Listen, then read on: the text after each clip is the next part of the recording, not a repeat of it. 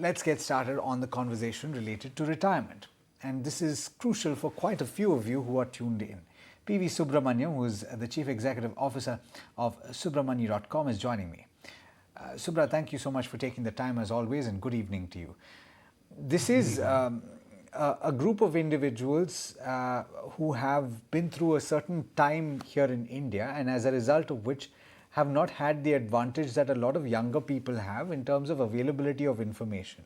Would you say that's fair? And as a result of which, do you think that their decisions are somewhat suspect?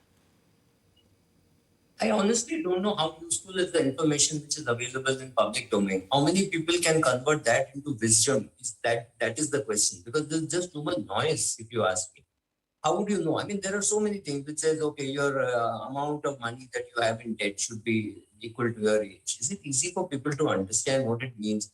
How much of risk to take? I don't think enough wisdom is available in the public domain. You need to go through somebody who can read it, distill it, understand it, and then give it. Then that is the most important point. Wouldn't you say that at this juncture, if you're on the threshold of retirement or if you have already retired, it wouldn't be a good idea to dramatically change the way that you've approached your investments. Is that fair? Absolutely fair, because you can't change your own personality. This is like going on a crash diet and then coming back and saying, oh, it doesn't work for me. So don't do that. Any change you want to make, whether it is to your health or to your wealth, has to be changed in your lifestyle. Don't make dramatic changes. You will hurt very badly. So let's get into the nitty-gritties of it, because I think a lot of people in that age group have been doing things in a certain way. Of course, if they have invested in equity over the course of their lifetime, we'll come to that at a later stage. But quite a few of them are more risk averse, Subra. And they fall into one or of two categories, I think. And here we're generalizing a little bit. But one category is where they feel that they're not doing enough or their investments are not earning enough, and so they tend to overcompensate and take on too much risk. The second is where they continue to be conservative, and that also may be a bad thing. So what is the balance here? What is the right balance to have? Alex, first of all, retirement has been a big worry only recently. If you take, say, even 20, 25 years ago, people were dying at the age of 61, 62, right? So you worked till 58 or 59 and died at 62, then life was not very difficult for managing for 3, 4 years. Also, the joint family protected you because some youngster would be earning or something would be happening, and there are some 20 people living in a house. It didn't really matter if a few people didn't contribute much. There would be heartburn, yes, but no poverty. You would not starve for food. So two things have happened. One is longevity. People are living longer, and people are retiring younger.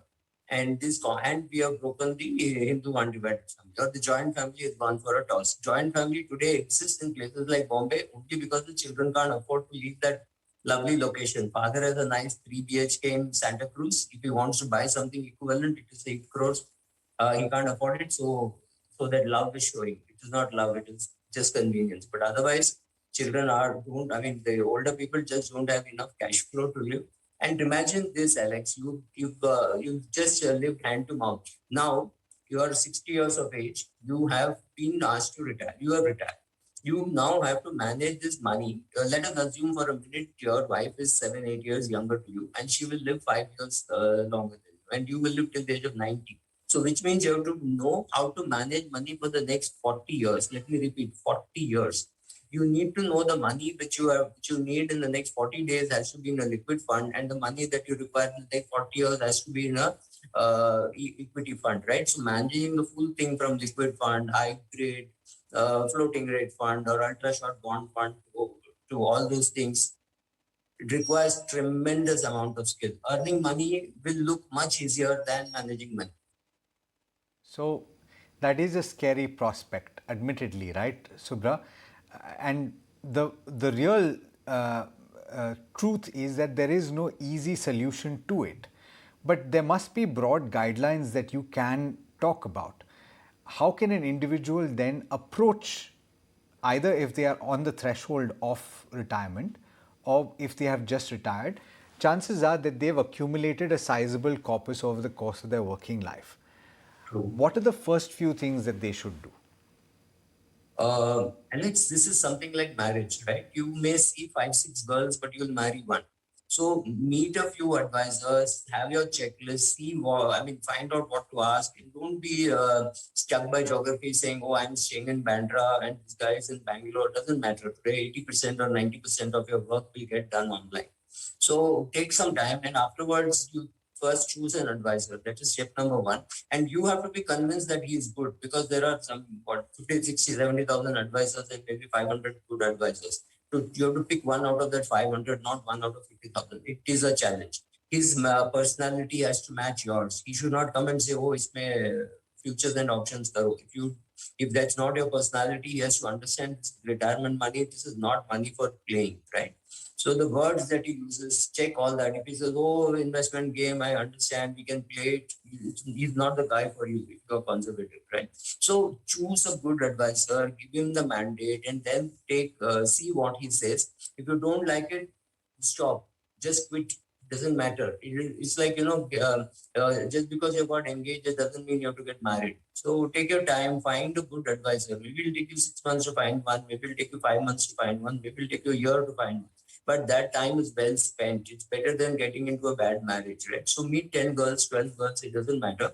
But having taken the trouble of meeting so many people, and don't fall for the first guy who comes across just because he's very impressive.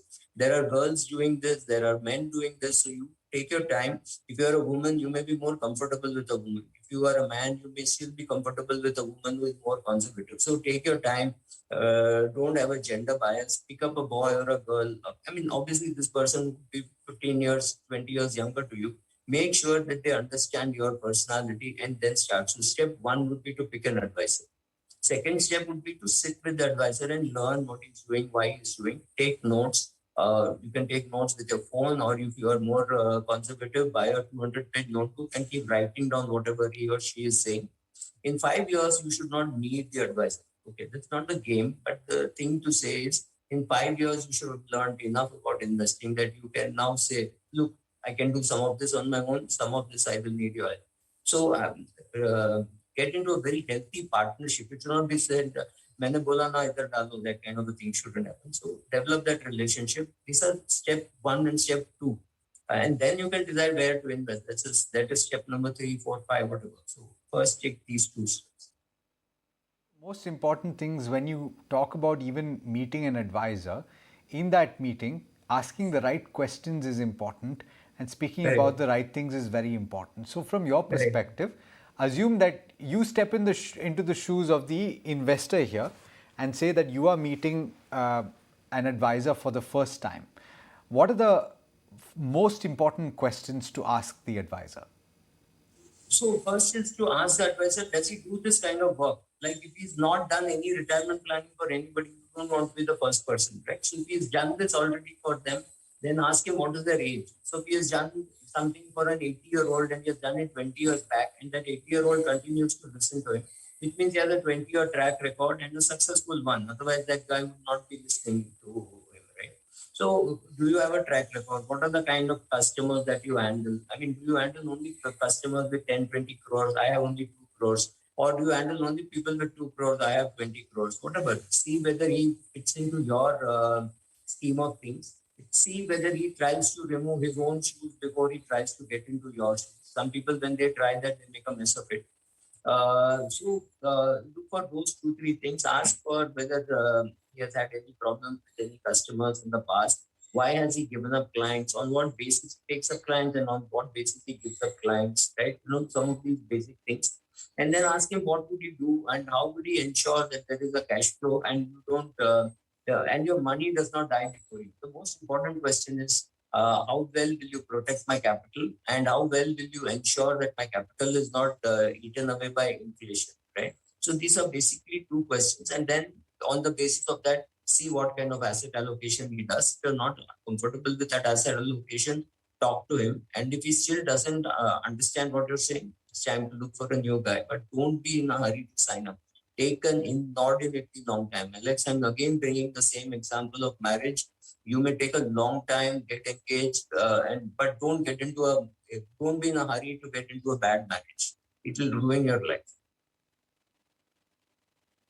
We saw this, Subra, a few years back as well, if I'm not mistaken, where you had senior citizens investing in very bad investments on the basis of advice that was given to them. 81 bonds, for example, were invested in, and capital was lost completely. You have cryptocurrencies to a certain extent where people have had bad experiences, not really matching the risk profile of the investor. The reason I pointed out the availability of information and the availability of understanding and reading at the start of the conversation was that this group of individuals is not as digitally savvy, therefore is more vulnerable. Would you agree to that, and what advice would you give here? I would agree to that, but the example which you gave of 81 bonds was completely a fraud on the individual investor. It's a criminal act. I mean, I'm sorry to use such strong words, but the regulator had no business to say this money will not be due. At least individuals should have been protected. Forget at least bigger institutions. But understand, when a mutual fund does not get that money, again, it is small individual investors who get hurt, right? So if a mutual fund had invested in an 81 bonds and I had invested in that mutual fund, proportionately, I also lost money. So it's not that I think, and such things happen once in a lifetime. So I don't think we can be too much worried. And we can't even say next 30, 40 years, these things won't happen. So yes, you have to be careful, but you also have to get a good yield. So I don't know. I mean, it's between the two. Again, the question of selecting a good advisor, because even though a lot of stuff is available in the, let's say even the SEBI website, there is so much information available, but it is presented in such a difficult manner that I don't think any common man ever goes to the SEBI website to read. So is information available? Yes, but to be able to take it, distill it, understand it, and implement it, Alex, honestly, that's a challenge. I mean, media houses like yours or blogs or people like me who talk to investors have to distill it and say, don't get into complicated products. You don't need it. I remember I was once talking in a group and somebody said, I'm 70 years old and I'm thinking of putting money in this PMS. I said, PMS is not for you. Just stay away. You don't need that complicated product. You have enough money. You're better off with mutual funds. So why would you do it? So, telling them, holding their hand, pushing them to do the right things, it's not very easy even for the advisor because some of them could be stubborn. So data being available, data being distilled, given to them and them listening to you, that whole combination has to work, right? मैंने बोला वो नहीं सुना, all those things keep happening between the advisor and the end investor. So it's a very difficult call because he has to really, the love relationship has to start in the 50s so that that's in the 80s.